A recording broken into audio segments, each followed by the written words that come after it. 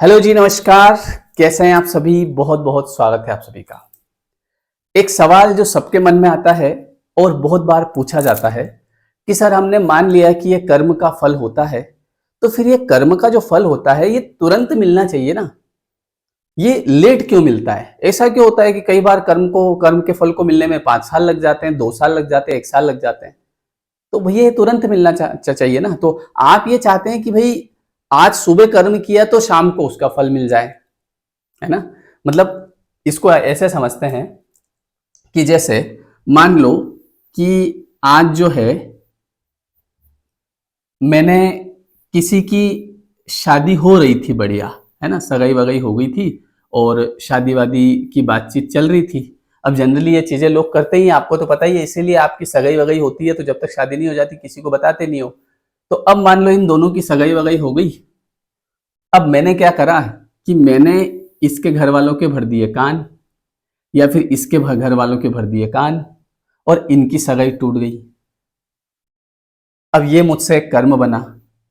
अब मैं चाहूं कि इसका फल मेरे को शाम को ही मिल जाए, तो भैया अभी तो मेरे बच्चे छोटे छोटे हैं, है ना? तो अब ये जो कर्म बना है, अब ये कर्म जो है ना, ये तलाश करेगा समय की, वक्त की। ये जो कर्म आपसे बना है, कर्म अलग अलग प्रकार के होते हैं। कोई ऐसा कर्म होता है जो बहुत मंद होता है, कोई तीव्र होता है, कोई अति तीव्र होता है। मंद कर्म जैसे ऐसा होता है कि मान लो मुझे अभी प्यास लगी तो मैंने पानी का ग्लास उठाया, पानी पिया, तो ये कर्म बना मुझसे। पानी का ग्लास उठाया, पानी पिया, अब क्या हुआ? प्यास बुझ गई, तो इस कर्म का फल तुरंत मिल गया। अभी मुझे भूख लगी, मैं खाना खाने गया, मैंने खाना खाया, खाना खाने की मेहनत करी, मेरी भूख मिट गई, कर्म का फल तुरंत मिल गया। तो कुछ कर्म ऐसे होते हैं जिनका फल तुरंत मिलता है, लेकिन कुछ कर्म ऐसे होते हैं जिनका फल तुरंत नहीं मिलता। उसमें वो जो कर्म होता है वो सही समय की तलाश करता है। तो ये जितने भी लोग होते हैं ना जो दूसरों के घर तोड़वाते हैं, तो फिर एक समय आता है जब ऐसा योग बैठता है पूरा कि उनके भी कहीं ना कहीं फिर बच्चे की शादी होने वाली होती है और तुरंत कोई ना कोई तीसरा आता है और फिर गड़बड़ कर देता है। अब वो लोग रिलेट नहीं कर पाते हैं, वो 20 साल पीछे थोड़ी जाते हैं। उनको तो हमेशा ऐसा ही लगता है कि हमने तो कभी किसी का कुछ बिगाड़ा ही नहीं। अब मान लो मैंने यहाँ पे किसी की शादी करवाई ऐसे ही, कोई मेरे रिश्तों में था, तो मैंने 2 जनों की बात बात करवा दी और उनकी शादी हो गई। तो अब आप क्या चाहते हो कि इस कर्म का फल मुझे आज शाम को ही मिल जाए, मतलब शाम को ही मेरे बच्चों की शादी हो जाए, अभी तो वो बेचारे छोटे छोटे हैं। समझ रहे हो? तो जो कर्म होता है, कोई भी कर्म हम करते हैं, तो भगवत गीता में लिखा है ना, कर्मण्येवाधिकार रस्ते माँ फलेषु कदाचन। है प्राणी, तो कर्म किए जा तो फल की चिंता मत कर। क्योंकि फल की चिंता इसलिए मत कर क्योंकि उस कर्म को करने के बाद में उसका हिसाब होगा। क्या होगा? हिसाब। पहले हिसाब तो करना पड़ेगा ना। जब भी आप किसी कर्म को करते हो तो यह देखा जाता है कि उस कर्म को आपने किस नियत से किया है, उस नियत अनुसार फिर उसका फल बनता है। अभी हमारा एक प्रोग्राम था, तो मैंने एक जो सोडा वोडा पिलाते ना, तो उसको बुलाया था। तो अब मुझे बाद में याद आया, जब प्रोग्राम हो गया तो मैंने पिताजी को कहा, मैंने कहा पिताजी वो अपने जो सोडा वाला था उसका पेमेंट कर देते हैं। तो तुरंत पिताजी ने बोला कि पहले हिसाब तो कर ले। मैंने कहा हिसाब कर ले? बोले भाई वो कितने ग्लास उसने दिए, कितने उसको हमने एडवांस पेमेंट भी दिया था, है ना, इसके अलावा और भी हमने उसको जो पानी की टंकी भी ला के दी थी, तो वो पहले हिसाब तो कर, उसके बाद पेमेंट कर देना, इतनी जल्दी क्यों लग रही है? तभी मुझे ये समझ में आया कि जब भी आप कोई कर्म करते हैं तो उस कर्म का पहले हिसाब किताब करना पड़ता है, तुरंत फल देने में गड़बड़ हो जाती है। मान लो मैंने देखा कि उसको डायरेक्ट 10,000 रुपए डाल दिए, फिर बाद में पता चला इसको तो एडवांस भी दे रखा था, फिर बाद में पता चला यार इसको तो हम पानी की टंकी भी दे रखी थी, उसके भी पैसे काटने थे। तो फिर बाद में सामने वाला पैसे देने में थोड़ा सा वो होता है ना। एक बार किसी के हाथ में अगर पैसा चला गया तो फिर वापस आने में टाइम लगता है, आपको पता ही है ना, वो समझता है ये मेरा ही पैसा है। तो होता क्या है कि जब भी आप कोई कर्म करते हैं तो पहले उसका हिसाब होगा जिसमें समय लगता है, जिसमें वक्त लगता है। लंबी दूरी तय करने में वक्त तो लगता है, समझ गए? तो होता क्या है कि जब भी आपसे कोई कर्म बनता है तो 2 चीजें होती है। एक तो उसमें देखी जाएगी कि नियत कैसी थी। जैसे इसको एक उदाहरण से समझते हैं।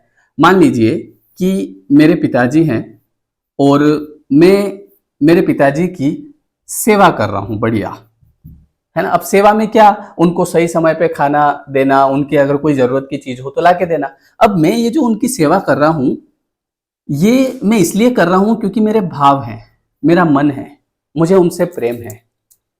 ठीक है, तो ये मैंने एक कर्म बनाया। अब मेरे एक पड़ोस में भैया रहते हैं, उनके भी पिताजी हैं। अब वो भी उनके पिताजी की वही सेवा कर रहे हैं, है ना। जितनी रोटी मैं खिला रहा हूं उतनी रोटी वो खिला रहे हैं, जितनी सब्जी मैं उतनी सब्जी वो, जितने कपड़े मैं उतने कपड़े वो, सब कुछ बराबर, कोई कम नहीं कोई ज्यादा नहीं। लेकिन ये व्यक्ति पिताजी की सेवा इसलिए कर रहा है ताकि चूंकि दो भाई हैं तो दोनों भाइयों में से पिताजी मेरी सेवा से खुश हो जाएं और संपत्ति जो है वो थोड़ी ज्यादा मेरे नाम पे कर दे, या फिर उसका भी मेरे को दे जाए कि ये भी तू रख, तूने मेरी सेवा करी, उसने मेरी बिल्कुल सेवा नहीं करी। तो ये दूसरा कर्म दोनों का सेम बना, बराबर रोटी बराबर सब्जी बराबर कपड़े। तीसरा आदमी, अब तीसरा आदमी जो है ये भी सेवा कर रहा है पिताजी की, है ना। अब ये सेवा कर रहा है, ये भी रोटी खिला रहा है, ये भी कपड़े, सब कुछ, लेकिन इसको जबरदस्ती करना पड़ रहा है। क्यों? क्योंकि बोझ है इसके सर पे।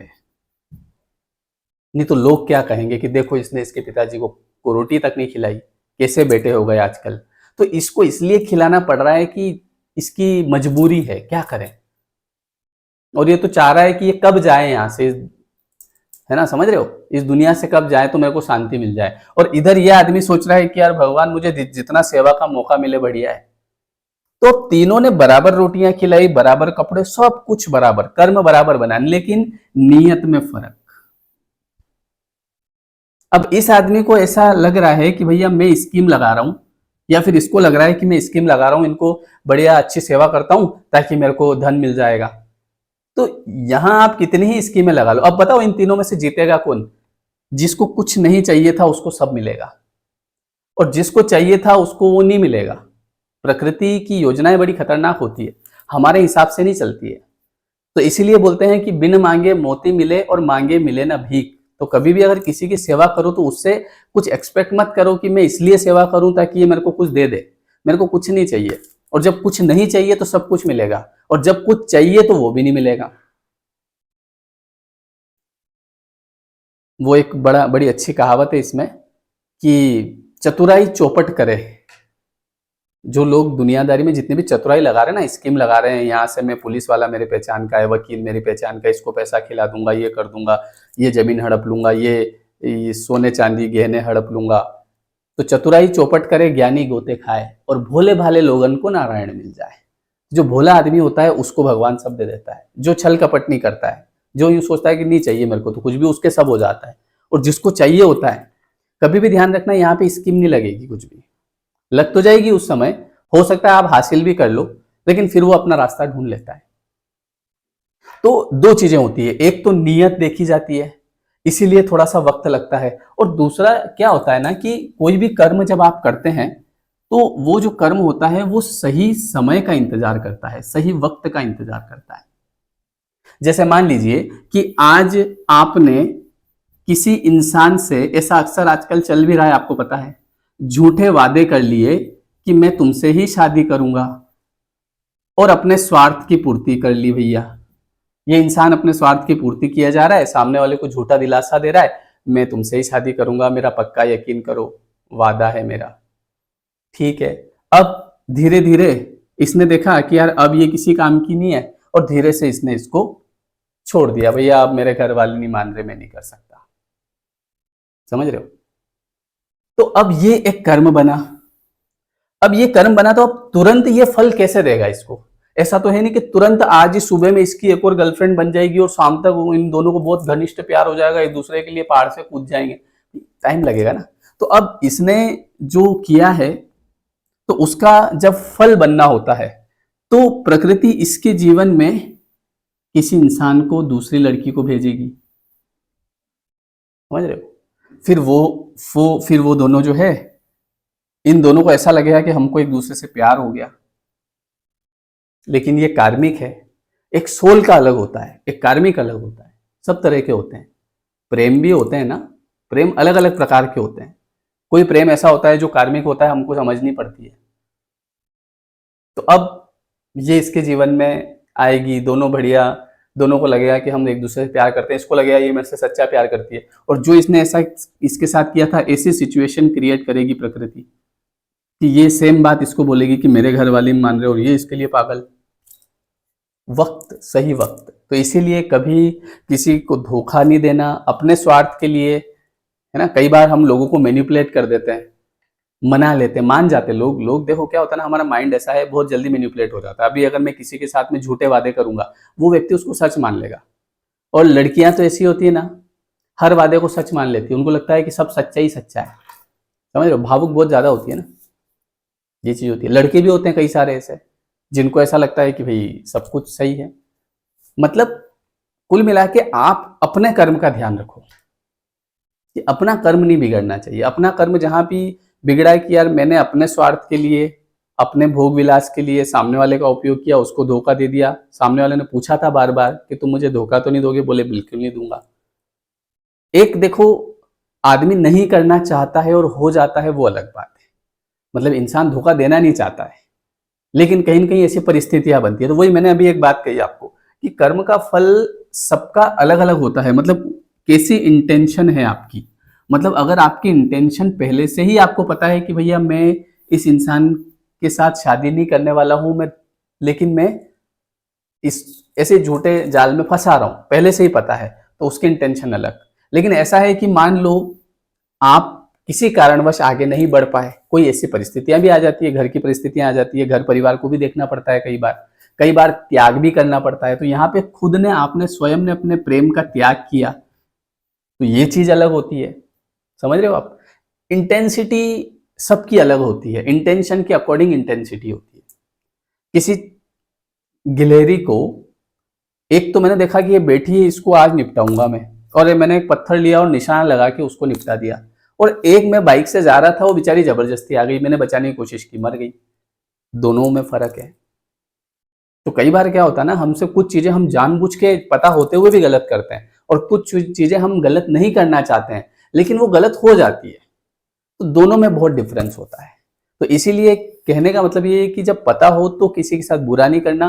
कभी हो जाता है, हम नहीं चाहते हैं, वो चीज अलग होती है, समझ गए। तो इसीलिए जो लोग पूछते हैं कि कर्म का फल तुरंत क्यों नहीं मिलता, तो कर्म के फल का पहले सब हिसाब होता है बैठ के कि भैया सामने वाले ने क्या जानबूझ के किया या इससे गलती से हो गया, तो उस हिसाब से फिर उसको रिटर्न आता है। हर एक कर्म का फल सेम नहीं होता है, समझ गए। तो कुल मिला के बात यह है, नियत अच्छी रखो, कर्म बढ़िया रखो। थोड़ा सा मुश्किल तो है, क्योंकि दिल है कि मानता नहीं, दिल मानता नहीं है। ये जो इंद्रियां जो होती है ना, इनके घोड़े बहुत दौड़ते हैं, अरे तू तो कर ले, कुछ नहीं होगा। जब इंसान, ये घोड़े ऐसे होते हैं ना इंद्रियों के, ये इंसान को मैनिपुलेट कर देते हैं कि अरे कुछ नहीं होता है, अरे कर्म वर्म कुछ नहीं होता है, इतने बड़े बड़े लोग तो इतने बुरे बुरे काम कर रहे हैं, उनके साथ तो कुछ नहीं हो रहा है। और ऐसे में ये फिर आपसे करवा लेते हैं, और फिर बाद में इंसान पछताता भी है, अरे यार ये मैंने क्या कर दिया। तो इसीलिए मन के ऊपर कंट्रोल करना बहुत जरूरी है। ठीक है जी, चलिए। तो वीडियो कैसा लगा कमेंट करके बताएं। और अभी हमारी 2 क्लासेस शुरू हो रही है। एक मॉर्निंग मेडिटेशन की क्लास जो कि 10 तारीख से शुरू होगी, 10 अप्रैल से, डिस्क्रिप्शन में लिंक मिल जाएगी। और एक 21 डेज लॉ ऑफ अट्रैक्शन की क्लास जो कि 15 तारीख से शुरू होगी, 15 अप्रैल से, रात को 9 से 10। इसकी लिंक भी आपको नीचे मिल जाएगी, ठीक है।